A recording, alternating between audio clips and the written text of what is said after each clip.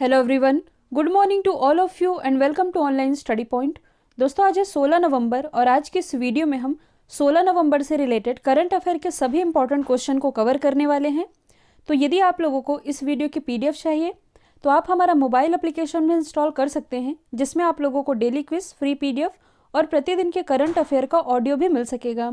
अक्टूबर month की जो current affair है ये टॉपिक वाइज कवर कराई गई है और इसकी लिंक डिस्क्रिप्शन बॉक्स में दी हुई है। ये मात्र 10 रुपये में अवेलेबल है, इसे आप परचेस कर सकते हैं। यदि आप चैनल पर नए हैं तो चैनल को सब्सक्राइब कर लीजिए, साथ ही बेल आइकन दबाना बिल्कुल मत भूलिएगा ताकि आप लोगों को हमारे सभी वीडियो की नोटिफिकेशन सबसे पहले मिल सके। तो चलिए स्टार्ट करते हैं। हमारा पहला क्वेश्चन, हाल ही में किस मंत्रालय ने #लोकल फॉर दिवाली अभियान की शुरुआत की है? तो हाल ही में दिवाली के मौके पर #दिवाली अभियान की शुरुआत की गई है मिनिस्ट्री ऑफ टेक्सटाइल यानी कि कपड़ा मंत्रालय के द्वारा। और क्यों की गई है? तो भारतीय हस्तकला को बढ़ावा देने के लिए इसकी शुरुआत की गई है, क्योंकि हस्तकला यानी कि हाथ से बनी हुई चीज़ें ये देश की सांस्कृतिक विरासत तो है ही, इसके साथ ही कई परिवारों की आजीविका यानी कि रोजी रोटी का साधन भी है।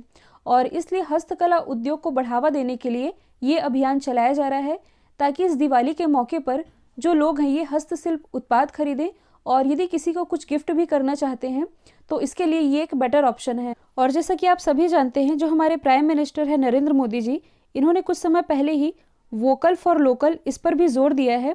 तो इसी के लिए मतलब कि आत्मनिर्भर भारत अभियान को मजबूत करने की दिशा में कपड़ा मंत्रालय की ये एक पहल है, जिसका नाम है #लोकल फॉर दिवाली।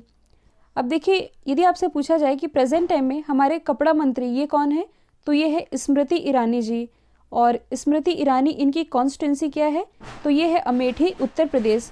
और देखिए, पिछले वर्ष मतलब कि अक्टूबर 2019 में महात्मा गांधी जी की जब 150वीं जयंती मनाई गई थी, तब इसके मौके पर जो स्मृति ईरानी जी है, इन्होंने नोएडा में भारत के सबसे बड़े चरखे का भी उद्घाटन किया था। तो ये भी आप कनेक्ट करके याद रख सकते हैं। नेक्स्ट है, हाल ही में कोरोना मरीजों के मुफ्त ट्रांसपोर्टेशन के लिए जीवन सेवा एप्लीकेशन किसने लॉन्च किया है? तो ये भी हाल ही में लॉन्च किया गया है दिल्ली गवर्नमेंट के द्वारा। और इस एप्लीकेशन के माध्यम से कोरोना मरीजों को अस्पताल तक सुरक्षित पहुंचाने में हेल्प मिलेगी।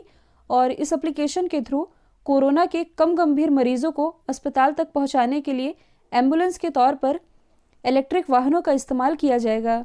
अच्छा, इलेक्ट्रिक वाहनों से आप लोगों को कुछ याद आना चाहिए। जो दिल्ली गवर्नमेंट है, इसने कुछ समय पहले ही जो इलेक्ट्रॉनिक व्हीकल है इसके 100% टैक्स फ्री होने की घोषणा की है। इसका रीज़न भी था, आप सभी जानते हैं, पॉल्यूशन के मामले में दिल्ली काफ़ी आगे है। तो यदि जो दिल्ली गवर्नमेंट है ये इलेक्ट्रिक वाहनों को 100% कर मुक्त यानी कि टैक्स फ्री कर देती है, तो लोग ज़्यादा से ज़्यादा इलेक्ट्रिक वाहन खरीदेंगे और इलेक्ट्रिक वाहन खरीदेंगे तो इससे पॉल्यूशन भी कम होगा। इसी पर्पज़ से इसकी घोषणा की गई थी। और पॉल्यूशन से ही निपटने के लिए दिल्ली गवर्नमेंट ने कुछ समय पहले ही रेड लाइट ऑन गाड़ी ऑफ इस अभियान की भी शुरुआत की थी, ताकि ट्रैफिक में रेड लाइट आने पर सभी को अपनी गाड़ियां ऑफ करना कंपलसरी होगा। आप मैप में देख सकते हैं दिल्ली की लोकेशन। ये है दिल्ली, जो कि यमुना नदी के किनारे बसी हुई है। मुख्यमंत्री कौन है? अरविंद केजरीवाल जी। राज्यपाल तो ये है अनिल बैजल। देखिए, भारत का पहला वॉर मेमोरियल ये दिल्ली में स्थापित किया गया है। भारत का पहला रेलवे म्यूजियम ये भी दिल्ली में स्थापित किया गया है। नेक्स्ट है, हाल ही में WHO ने ट्रेडिशनल मेडिकल का ग्लोबल सेंटर बनाने के लिए किस देश को चुना है? तो हाल ही में जो WHO है यानी कि वर्ल्ड हेल्थ ऑर्गेनाइजेशन, इसने ट्रेडिशनल मेडिकल का ग्लोबल सेंटर बनाने के लिए अपने देश भारत को चुना है। और इसके साथ ही हाल ही में प्राइम मिनिस्टर नरेंद्र मोदी जी ने गुजरात और राजस्थान में 2 नए आयुर्वेद इंस्टीट्यूट की भी शुरुआत की है। जैसे कि पहला तो गुजरात के जामनगर में institute of teaching and research इन आयुर्वेदा, दूसरा है राजस्थान के जयपुर में नेशनल इंस्टीट्यूट ऑफ आयुर्वेदा। इन दोनों का ही उद्घाटन प्राइम मिनिस्टर नरेंद्र मोदी जी के द्वारा किया गया है। यदि हम बात करें वर्ल्ड हेल्थ ऑर्गेनाइजेशन की, तो इसकी स्थापना हुई थी 7 अप्रैल 1948 को, और इसलिए 7 अप्रैल को हम मनाते हैं वर्ल्ड हेल्थ डे के रूप में। हेडक्वार्टर तो ये स्थित है जेनेवा, स्विट्जरलैंड में। डायरेक्टर जनरल ये हैं टेड्रोस अदानोम। और देखिए, यदि आप करंट से रिलेट करेंगे तो हाल ही में WHO ने 2 कंट्रीज़ को चेचक और खसरा मुक्त डिक्लेयर किया है, मालदीव और श्रीलंका को। इसके अलावा WHO ने वर्ष 2020 को year of nurse and midwives के रूप में मनाने की घोषणा की है। और जो USA है ये अब WHO से एग्जिट हो चुका है। नेक्स्ट है, हाल ही में कोलिन्स डिक्शनरी ने किस शब्द को word of the year declare किया है? तो ये भी हाल ही में घोषित किया गया है लॉकडाउन शब्द को, जो कि इस साल काफ़ी चर्चे में भी रहा है और इसे ही कोलिन्स डिक्शनरी ने word of the year declare कर दिया है। और देखिए, ऑक्सफोर्ड डिक्शनरी का एक शब्द है जो कि एग्ज़ाम का पार्ट बन चुका है, इसे मैंने ऑप्शन में सेट किया है। देखिए, जो ऑक्सफोर्ड डिक्शनरी है इसके द्वारा 2018 का वर्ड ऑफ द ईयर ये डिक्लेयर किया गया था टॉक्सिक वर्ड को, और 2019 का वर्ड ऑफ द ईयर ये डिक्लेयर किया गया था क्लाइमेट इमरजेंसी को। और इसी ऑक्सफोर्ड डिक्शनरी के द्वारा 2019 का हिंदी का वर्ड ऑफ द ईयर ये डिक्लेयर किया गया था संविधान को। मैंने इसे संविधान ही लिखा है, कॉन्स्टिट्यूशन इसलिए नहीं लिखा क्योंकि ये हिंदी का वर्ड ऑफ द ईयर था जिसे डिक्लेयर किया था ऑक्सफोर्ड डिक्शनरी ने। तो ये सभी आप याद रख सकते हैं। देखिए, कल मैंने आप लोगों से कहा था अनअकैडमी से जुड़ने के लिए, जहां आप लोगों के लिए टेस्ट सॉल्व कराए जा रहे हैं, और इसका जो शेड्यूल है ये नवंबर 9 से लेकर के 27 ऑफ नवंबर तक चलने वाला है। शेड्यूल कुछ इस तरह से है, मंडे टू फ्राइडे आप लोगों के टेस्ट होंगे जिसमें quant test, English test, reasoning test, GA और GS के टेस्ट हैं, जो कि आपके एग्ज़ाम की तैयारी में एक बहुत ही इंपॉर्टेंट रोल प्ले कर रहे हैं। तो इस टेस्ट से जुड़ना आप बिल्कुल मत भूलिएगा, लिंक डिस्क्रिप्शन बॉक्स में दी हुई है। नेक्स्ट है, इंडियन नेवी का कौन सा पोत जिबूती के लोगों के लिए खाद्य सहायता ले जा रहा है? तो इंडियन नेवी के द्वारा ये खाद्य सहायता ले जाया जा रहा है INS एरावत के द्वारा। तो देखिए, जिबूती में प्राकृतिक आपदाओं और कोविड-19 महामारी से निपटने के लिए भारत जिबूती की हेल्प कर रहा है। और जो मिशन सागर है, मिशन सागर के तहत इंडियन नेवी ने INS एरावत को जिबूती भेजा है। तो सबसे पहले आप मैप में देख सकते हैं जिबूती की लोकेशन, ये है अफ्रीका महाद्वीप, और अफ्रीका महाद्वीप का ही हिस्सा है जिबूती। इसे आप और जूम करके देख सकते हैं।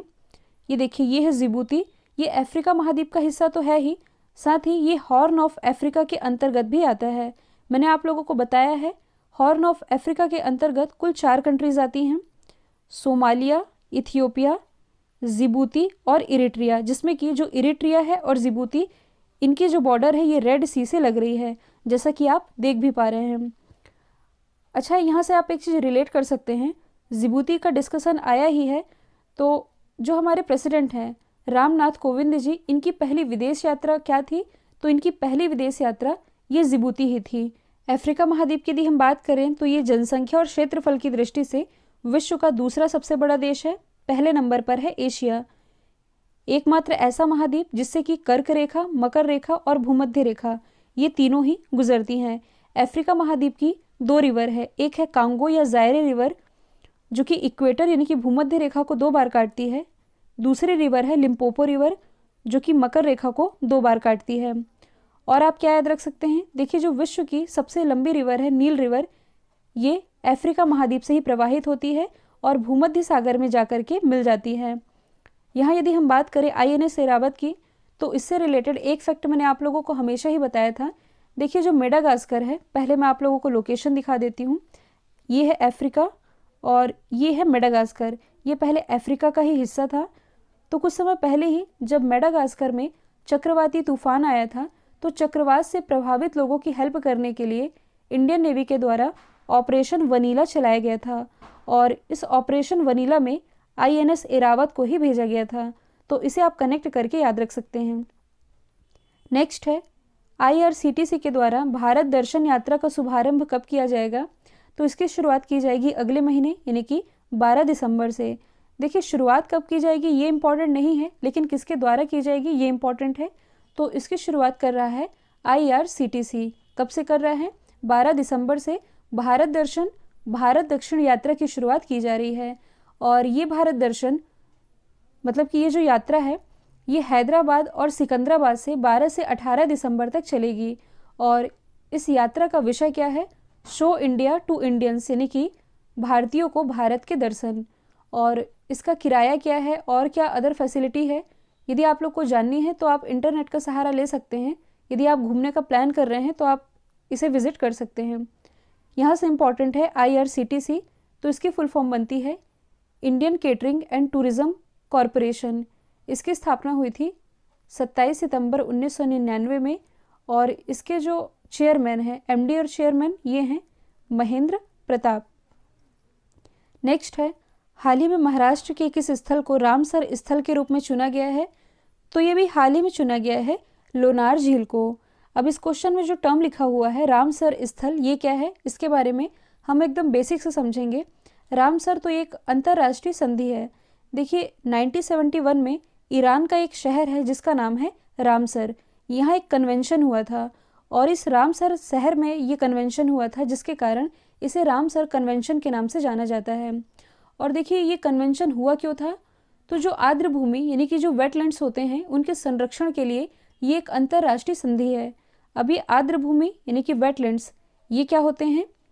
तो एक लाइन में आप कह सकते हैं कि जल और स्थल के बीच का ये एक संक्रमण क्षेत्र होता है, जो कि जैव विविधता यानी कि बायोडाइवर्सिटी की दृष्टि से एक समृद्ध क्षेत्र होता है। समृद्ध क्षेत्र होता है इसलिए इसके संरक्षण का भी ध्यान रखा जाता है। अब यहाँ से सवाल ये बनता है कि भारत में रामसर स्थलों की संख्या कितनी है? तो देखिए दिसंबर 2019 तक भारत में कुल रामसर स्थल ये थे 27, लेकिन इसी साल मतलब कि जनवरी 2020 में 10 और रामसर स्थल जोड़े गए, जिसके बाद से इसकी संख्या हो गई 37। यदि आप करंट से रिलेट करेंगे तो हाल ही में उत्तराखंड का पहला रामसर स्थल ये चुना गया है आसन कंजर्वेशन को, जिसके बाद से इसकी संख्या हो गई 38। और अभी हाल ही में बिहार के काबरताल को भी रामसर स्थल डिक्लेयर किया गया है, तो अब इसकी संख्या कितनी हो गई? 39 हुए। इसके बाद अब महाराष्ट्र के लोनार लेक को भी रामसर स्थल के रूप में घोषित कर दिया गया है। तो अब आप कह सकते हैं कि भारत में रामसर स्थलों की संख्या ये है 40। अब देखिए यहाँ से एक ऑप्शन बच जाता है नंदुर मदमहेश्वर का। तो देखिए अभी मैंने बताया है कि जनवरी 2020 में 10 रामसर स्थल जोड़े गए थे और इन 10 रामसर स्थल में एक था महाराष्ट्र का नंदुर मदमहेश्वर, और अब जोड़ा गया है महाराष्ट्र के ही लोनार झील को। जो लोनार झील है ये महाराष्ट्र के बुल्ढाना जिले में स्थित है, जो कि खारे पानी की झील है। हाल ही में अंतर्राष्ट्रीय बाल शांति पुरस्कार किसने जीता है? तो ये भी हाल ही में जीत लिया है किशोर सादत रहमान ने। और ये किस कंट्री से बिलोंग करते हैं? ये बिलोंग करते हैं बांग्लादेश से। अच्छा, इन्हें इस अवार्ड से क्यों सम्मानित किया गया है? तो साइबर बुलिंग को रोकने के लिए इन्होंने जो काम किया है इसके लिए इन्हें इस अवार्ड से नवाजा गया है। और देखिए जो अंतर्राष्ट्रीय बाल शांति पुरस्कार है ये 2005 से प्रदान किए जा रहे हैं। नीदरलैंड की जो कैपिटल है एम्स्टर्डम, यहाँ स्थित है अंतर्राष्ट्रीय बाल अधिकार संगठन जिसका नाम है किड्स नाइट्स, और इसी के द्वारा ये अवार्ड हर साल प्रदान किए जाते हैं और हर साल एक बच्चे को इस प्रतिष्ठित अवार्ड के लिए चुना जाता है, और इस बार चुना गया है किशोर सादत रहमान को। यदि हम अदर ऑप्शन को डिस्कस करें जो कि चर्चित रहे हैं, तो ग्रेटा थनबर्ग ये बिलोंग करती हैं स्वीडन से। पिछले साल इनका नाम काफ़ी चर्चे में आया था। जो टाइम मैगजीन है, टाइम मैगजीन में 2019 का पर्सन ऑफ द ईयर ये चुना था ग्रेटा थनबर्ग को ही। एम नेत्रा ये बिलोंग करती हैं भारत के तमिलनाडु से, जिन्हें भी हाल ही में यूनाइटेड नेशन के द्वारा goodwill ambassador to the poor appoint किया गया है। यदि हम बात करें मलाला यूसुफजई की, तो सबसे कम उम्र की नोबेल पुरस्कार विजेता ये मलाला यूसुफजई हैं, जो कि बिलोंग करती हैं पाकिस्तान से। और किशोर सादत रहमान इन्होंने जो ये अवार्ड जीता है, ये अवार्ड मलाला यूसुफजई के द्वारा ही प्रदान किया गया है। 7वें भारत आसियान शिखर सम्मेलन में भारत का प्रतिनिधित्व किसने किया? तो भारत को रिप्रेजेंट किया गया है प्राइम मिनिस्टर नरेंद्र मोदी जी के द्वारा, और कोरोना वायरस के कारण इस सम्मेलन का आयोजन वर्चुअली किया गया था। और आसियान की जितनी भी मेंबर कंट्रीज़ हैं, आप सभी जानते हैं कुल 10 मेंबर कंट्रीज़ हैं, और इन सभी 10 मेंबर कंट्रीज़ ने वर्चुअली इसमें पार्टिसिपेट किया है। और ये वियतनाम की अध्यक्षता में आयोजित किया गया था, जिसमें कि भारत को रिप्रेजेंट किया है प्राइम मिनिस्टर नरेंद्र मोदी जी ने। यदि हम बात करें आसियान की, यानी कि association of south east Asian nation, इसकी स्थापना हुई थी 1967 में। हेडक्वार्टर तो ये स्थित है इंडोनेशिया के जकार्ता में। अब देखिए यहाँ मैंने बताया है कि आसियान की मेंबर कंट्रीज़ ये हैं 10, और इन 10 मेंबर कंट्रीज़ को याद करने की मैंने आप लोगों को ट्रिक भी बताई है। ट्रिक क्या है? तुम BSc करने के बाद भी 2mm TV पर IPL देख रहे हो, यही है इसकी ट्रिक। और 10 मेंबर कंट्रीज़ हैं ब्रुनेई, सिंगापुर, कंबोडिया, 2 यानी कि 2 बार M, Myanmar, Malaysia, Thailand, Vietnam जो कि इसकी अध्यक्षता कर रहा है, इंडोनेशिया, फिलीपींस और लाओस। ये है आसियान की 10 मेंबर कंट्रीज़। कौन सा देश 2020 में 12वें ब्रिक्स समिट की अध्यक्षता करेगा? तो ब्रिक्स समिट की मेज़बानी ये इस साल करेगा रशिया। और अभी हाल ही में यानी कि 17 नवंबर 2020 को इसका आयोजन किया जाएगा और सेम है कोरोना महामारी के बीच इसका आयोजन वर्चुअली आयोजित किया जाएगा।